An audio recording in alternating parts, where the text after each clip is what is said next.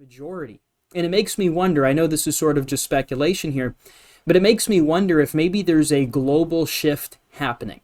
I have to think, you go back in time to the 2015, 2016 time period where you had Brexit, you had the election of Donald Trump, there was a shift. There was an undeniable political shift in the global climate, not just in the US, not just in Britain, but the entirety of the planet. There was a shift. In the culture of politics, there was this turn away from globalism and toward more nationalistic style policies, and not like a harmful 1930s, 1940s level of nationalism, but nationalism in the sense that we're rejecting globalism. I think sometimes people get caught up in the weeds when they hear people like me say that I am a nationalist. They freak out. They think of the extreme, the radical extreme examples of nationalism. And let me just be very transparent here.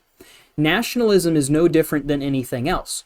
You can take it too far in either direction. If a country has no sense of national pride, if a country doesn't put its own interests first, displaying no traits of nationalism, that is a bad thing.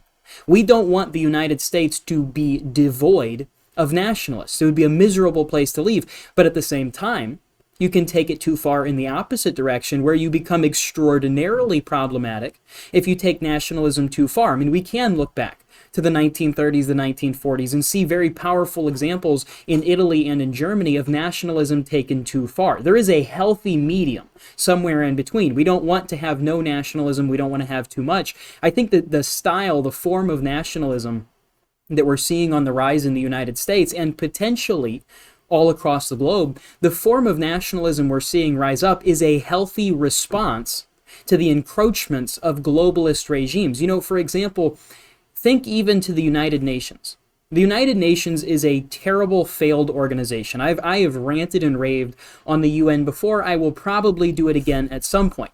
The UN cannot point to one single example of a concrete success since the origination of the United Nations. The UN claimed, the whole purpose of the UN following World War II was to prevent some sort of, catastrophe, to prevent genocides, to prevent things of that nature, and to foster good working relationships between the world's powers. And to a certain extent, you could maybe argue they're successful in that, in maybe preventing World War III, but you certainly can't lay claim to that. You certainly can't say that the United Nations is solely responsible for us avoiding another world war. I would make an intelligent argument that nuclear proliferation may have had something to do with that.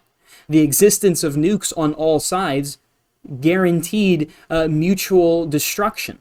If there is another World War III, most sane parties want to avoid that, so you can't exactly attribute that just to the United Nations. But one of their other primary, goals or objectives in the foundation of the UN was to prevent some sort of a genocide. Well, they've hardly succeeded in that. There have been multiple genocides. Shoot, there's genocides happening right now in China. The Uyghur Muslims are being genocided in China. There was the Rwandan genocide where the UN sat there and did absolutely nothing. Total failed organization. But the UN is trying to push for more globalism. See, they always claim that there's a global threat.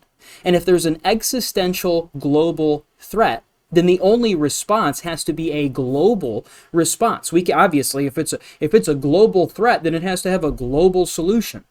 So they propose all these ideas. They start to propose economic policy. They start to propose, you look, for example, the EU. You look at the EU, what's happening there. There's a reason the British people rejected the EU. They didn't want to have their laws trumped. The British laws trumped by laws that were passed by the EU. They didn't want that. And that's for good reason. People are starting to push away from this globalist one world government style thing. Because listen, I don't care if you're a Democrat, I don't care if you're a Republican, an independent, whatever you consider yourself.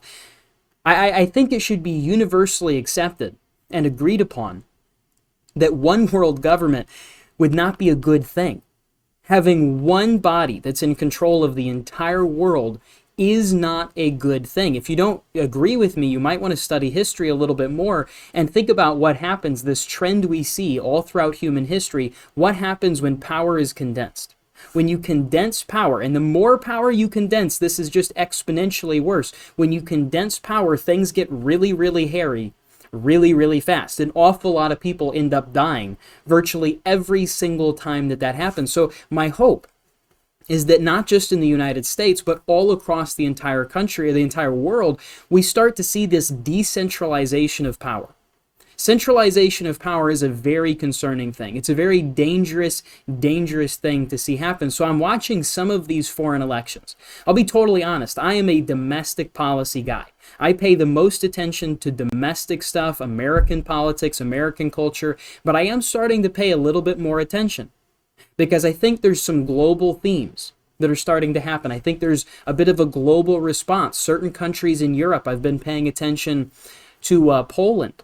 Poland is seeing a shift away from this globalist style mentality. But obviously, some of these big globalist style organizations, they're not putting up with that.